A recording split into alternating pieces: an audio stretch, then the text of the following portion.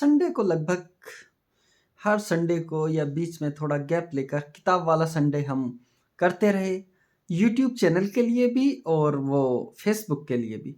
लेकिन इसी बीच में मुझे यह ज़रूरी लगा कि हम जो यूट्यूब चैनल है लफ्ज़ों का सफ़रनामा, उस पे किताब वाला संडे के साथ-साथ एक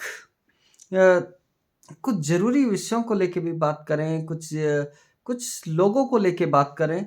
तो एक खबर ऐसी आई बीच में जिसने हमें सोचने के लिए विवश कर दिया, और वो पत्रकारिता जगत से थी कि कमाल खान इस बीच नहीं रहे, कमाल खान का इंतकाल हो गया।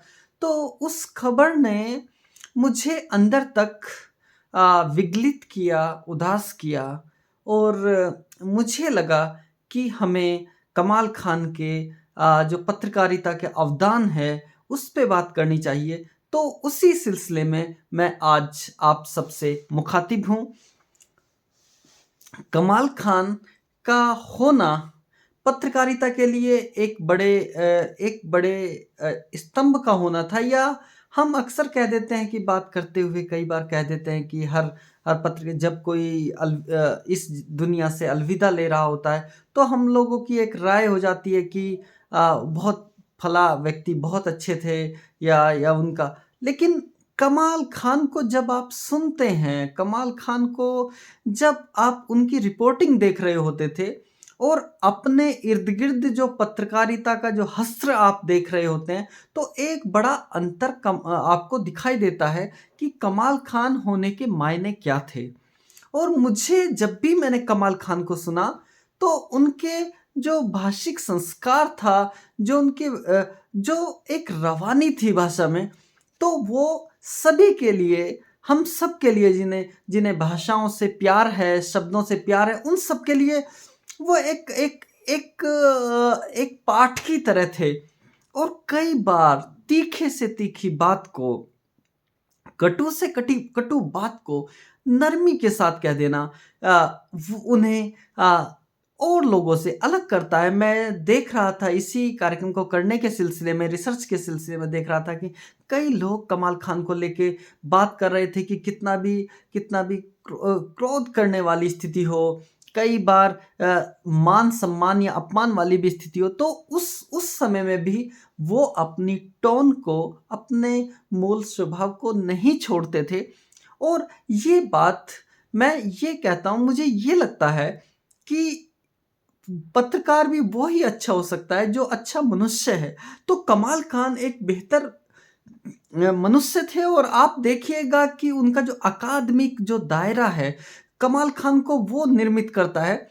मूलतः कमाल खान कई बार कहते रहे कि मैं तो पत्रकारिता का आदमी हूँ ही नहीं, मैं तो रशियन भाषा का मूलतः आदमी हूँ, अनुवाद किया है, और बीएससी करने के बाद मेरा रुझान जो धीरे-धीरे बना, मैंने गुरुमुखी सीखी, फिर अमृता प्रीतम की पुस्तकों का अनुवाद किया, पंजाबी से उर्दू में, और उर्दू भी इतनी मतलब बचपन से मुझे नहीं आती थी, और मुझे उर्दू भी मैंने उर्दू सीखी, और उसमें उसके साहित्य को पढ़ा। और फिर वो कई बार कहते रहे कि मैं उस तरीके से जो प्रशिक्षित पत्रकार होते हैं, मैं उस तरीके से प्रशिक्षित पत्रकार नहीं हूँ।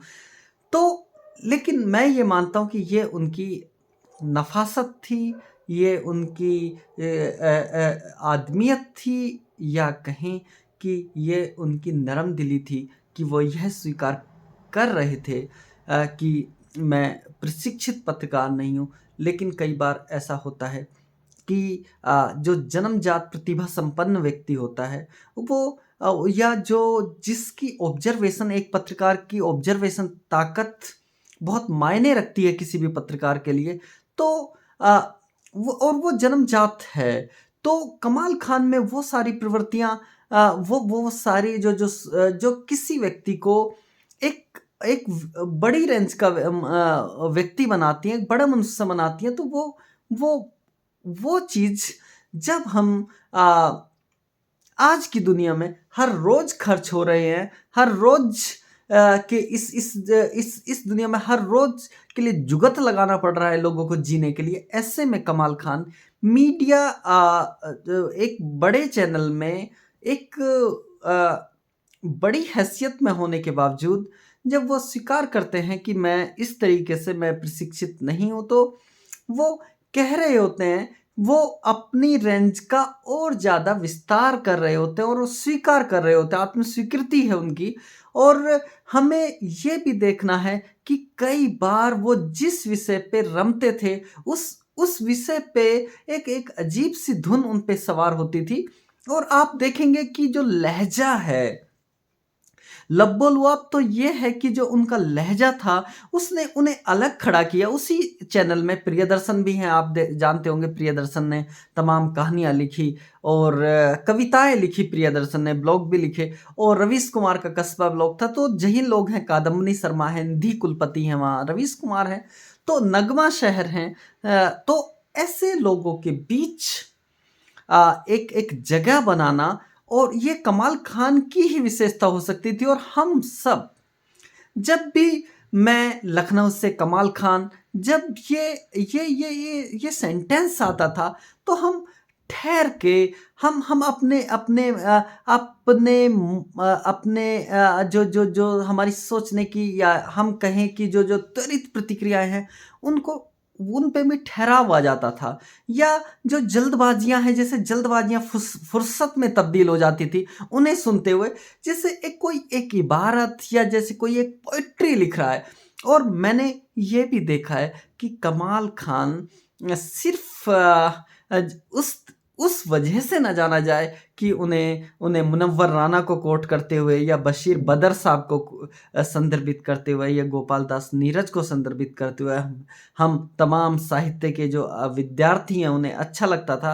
सिर्फ बात ये नहीं है, बात ये है कि कोई भी एक खबर जो एक एक एक एक सामान्य अखबारी खबर है, त्वरित पर डे की खबर है, उस घटना को जब वो प्रेजेंट कर रहे हैं और उस घटना को एक फ्रेम में अभिव्यक्त कर रहे हैं, तब वो घटना कुछ चंद लाइनों के माध्यम से वो घटना हमारे ज़हन में अंकित हो जाती थी। तो किस तरीके से पोएट्री का, किस तरीके से उसको बरतना है, तो ये कमाल खान से सीखा जाना चाहिए।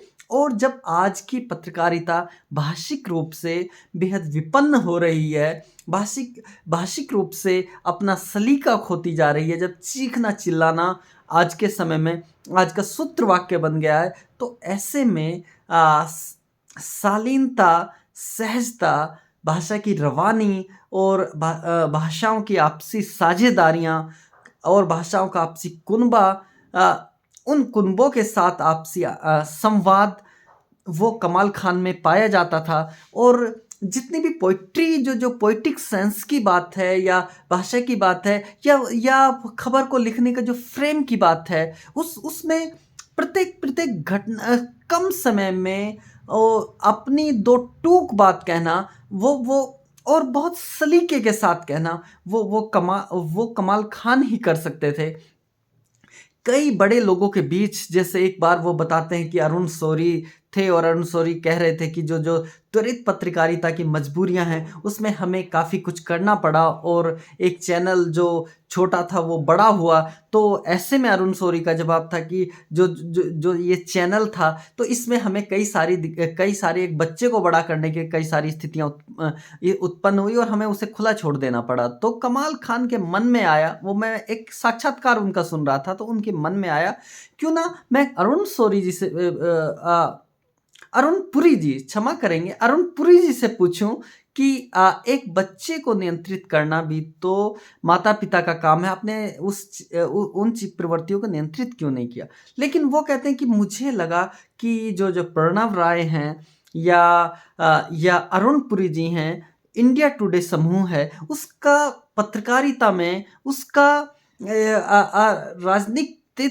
राजनीतिक चेतना को विकसित करने में, या जो परिवेश है, उस परिवेश में बहुत बड़ा योगदान है एक दौर में।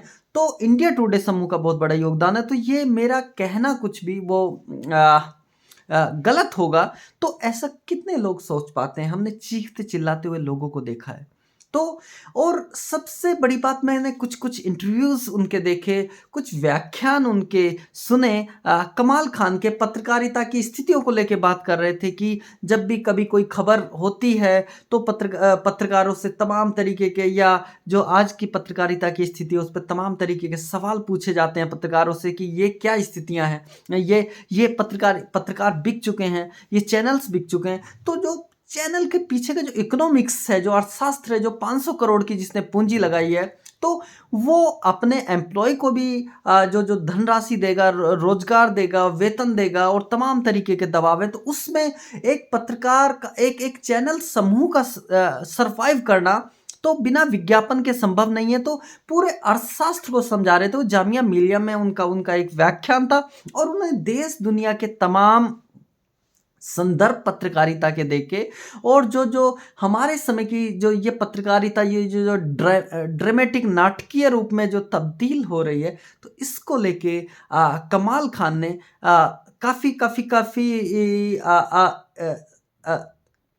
एक सहज लहजे में उन चीज़ों को बताया। और मुझे उस व्याख्यान को सुनते हुए ये लगा, जो बारीक चीज़ें हैं पत्रकारिता का जो मूल्य से, वैल्यूज से वो बाजार में जो तब्दील हुई, उसकी अंत यात्रा को कितने बारीक तरीके से वो समझ रहे थे, और कई किताबों को लेके और कई सारी स्थितियों को लेके। तो मुझे ये भी लगा कि एक कमाल खान, जिसको हम धीमे धीमे, मध्यम बोलते हुए और सीरी जुबान में बोलते हुए, उर्दूदा अंदाज में बोलते हुए, पोएटिक लहजा और जो मुहावरेदारी है जो भाषाओं की, उसमें बोलते हुए देखते हैं। लेकिन दूसरी ओर जो कमाल खान है, बिल्कुल जो पत्रकारिता की जो अवधारणाएं हैं, या जो एक जो वक्तव्य है, उसमें पूरे तमाम जटिल अवधारणाओं को जो समझाने की बहुत सहजता से क्षमता है, वो दूसरा रूप था उनका।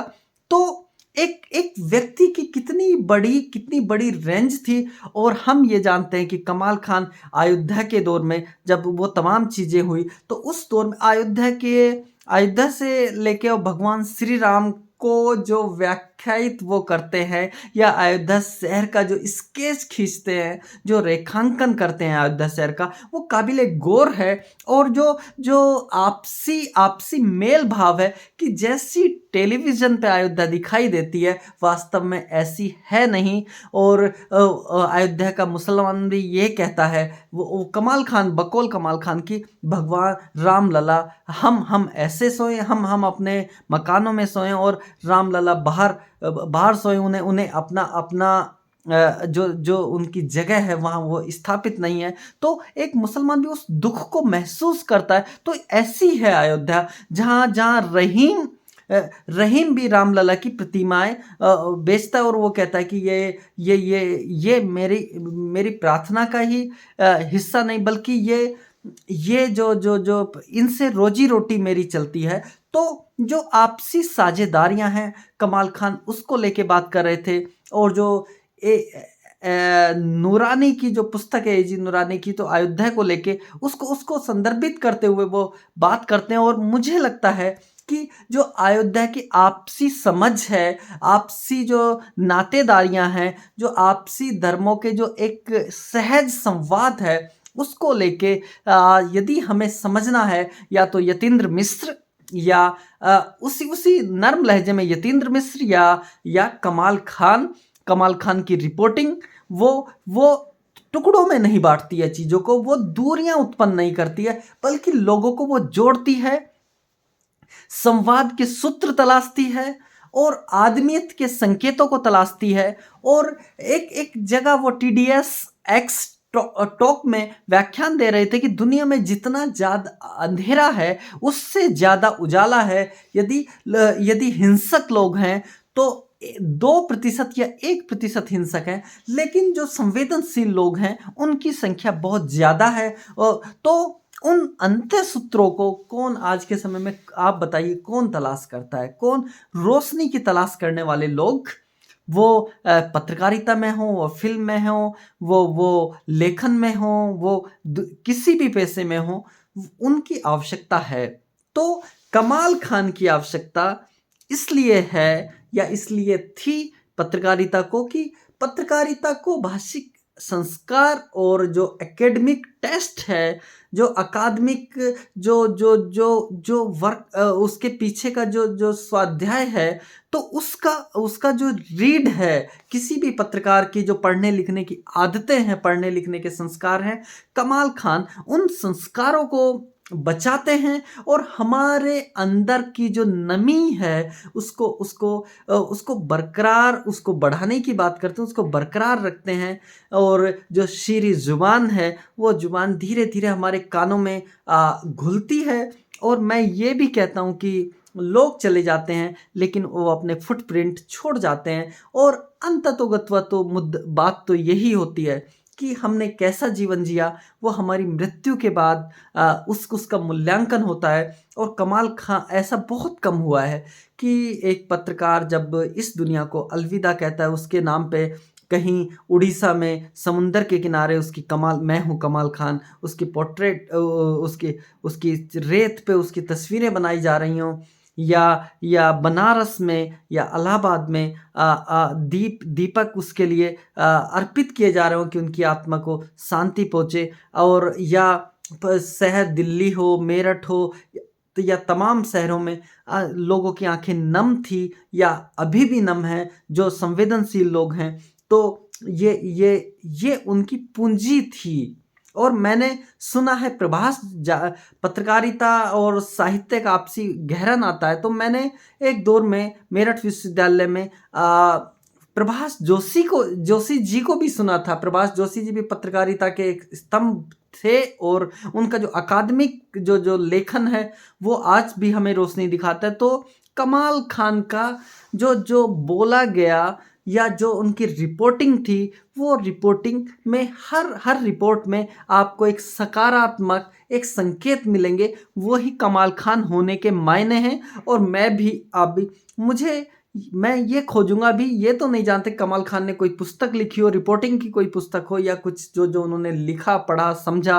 61 साल की लगभग उनकी उम्र वो जिए, तो उस बीच में कुछ लिखा पढ़ा होगा, तो वो किताब पढ़ने का मेरा रुझान रहेगा। और लेकिन जो अंदाज़े बयां था, वो अंदाज़े बयां उनके पूरे जो उनके व्यक्तित्व का हिस्सा था, या उनकी जो पत्रकारिता की जो समझ थी, गहन अंतर्दृष्टि, जो गहरी आंतरिक दृष्टि थी, वो उसके साथ जुड़ के, या उनकी राजनीतिक चेतना जो एक तरफ से एक जो पत्रकार है वो बायस नहीं हो सकता, जो पूर्वाग्रह उसका नहीं हो सकता। तो कमाल खान को देख के ये लगता था कि चीज़ों को देखने की जो दृष्टि है कि सही गलत कहीं भी हो सकता है, किसी भी तरफ हो सकता है। वो किसी एक पॉलिटिकल पार्टी की ना सही होना बपोती है, ना गलत होना ही उसके माथे पे मढ़ा जा सकता है। तो कमाल खान को देखते हुए, कमाल खान को समझते हुए हम समझते थे जो सामाजिक चेतना है, या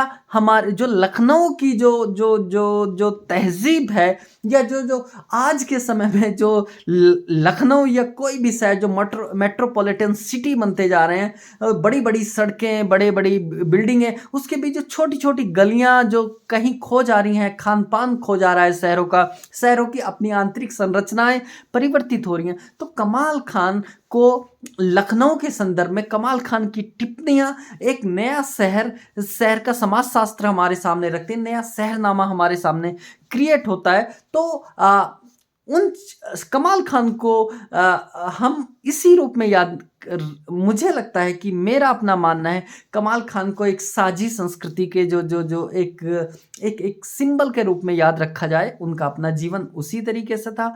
तो ऐसे लोग समाज की रोशनी है, समाज का उजाला है।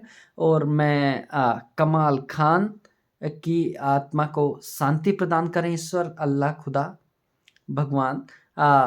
और दूसरा ये कि उनके परिवार को ये जो अकथ दुख है, असहनीय दुख है, उसको सहन करने की ताकत प्रदान करें ईश्वर। और जो देश के जितने भी संजीदा लोग हैं, वो कमाल खान के जाने पे बिल्कुल शॉक्ड हैं और व्यथित हैं। एक ज़रूरी आवाज़ हमारे बीच से चली गई। कमाल खान का होना एक गहरी आश्वस्ति का होना था। और मैं इन्हीं शब्दों के साथ मैं अलविदा कहना चाहूँगा आपको। इस बहुत बहुत शुक्रिया, धन्यवाद।